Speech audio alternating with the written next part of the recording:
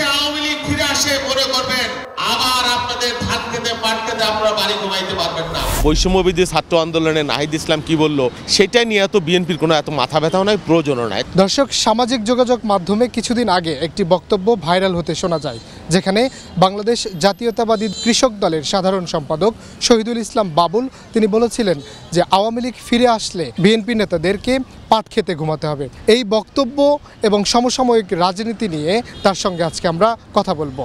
যেখানে বিএনপির অনেক নেতাকর্মী তারা বলছিল আওয়ামী লীগকে নির্বাচনে চাই, অংশগ্রহণমূলক নির্বাচন চাই, সেখানে আপনার এই বক্তব্য যেখানে আওয়ামী লীগ ফিরে আসলে নেতাকর্মীদেরকে পাট খেতে ঘুমাতে হবে, এই বক্তব্যের আসলে কারণ কি?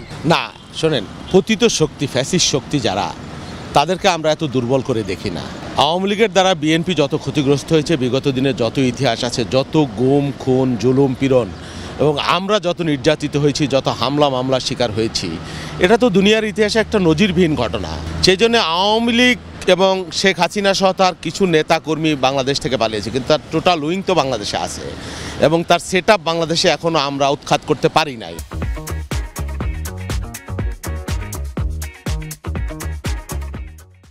সেই জন্য আওয়ামী লীগ বিদেশে বসে একটা আধিপত্যবাদী শক্তিও আছে তাদের পিছনে, তারা নানান ধরনের ষড়যন্ত্র করছে। আমরা বিভিন্ন অঞ্চলে নানানভাবে দেখছি, নানানজন আওয়ামী লীগের নানান রূপে আবির্ভূত হবার চেষ্টা করছে, কখনো বিএনপি হয়ে, কখনো জামাত হয়ে, কখনো অন্য দল হয়ে মিশবার চেষ্টা করছে। এরকম একটা বাস্তবতা আমাদের কাছে খবর আসে নানান জায়গায় থেকে নানানভাবে।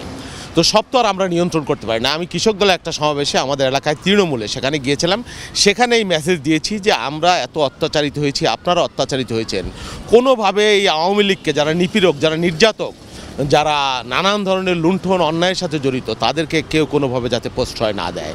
হ্যাঁ, আর আওয়ামী লীগের রাজনীতি নির্বাচন আমরা মনে করি না যে খুব নিকট ভবিষ্যতে আওয়ামী লীগ আবার নির্বাচন করে বাংলাদেশের ক্ষমতায় আসবে, এই বাস্তবতা বাংলাদেশে নাই। তারপরও আমরা রাজনীতিক সচেতন মানুষ হিসেবে এই কথা আমাদেরকে বলতে হয়, কারণ রাজনীতি তো শেষ কথা বলতে গেছে না। আওয়ামী লীগ নির্বাচনে আসুক সেটা আমরা কোনোদিন ওইভাবে আমরা চাচ্ছি না, আবার তারা নির্বাচনে আসতে পারবে না সেটা বলবার রাইটস আমাদের আছে, এটা আমরা মনে করি না।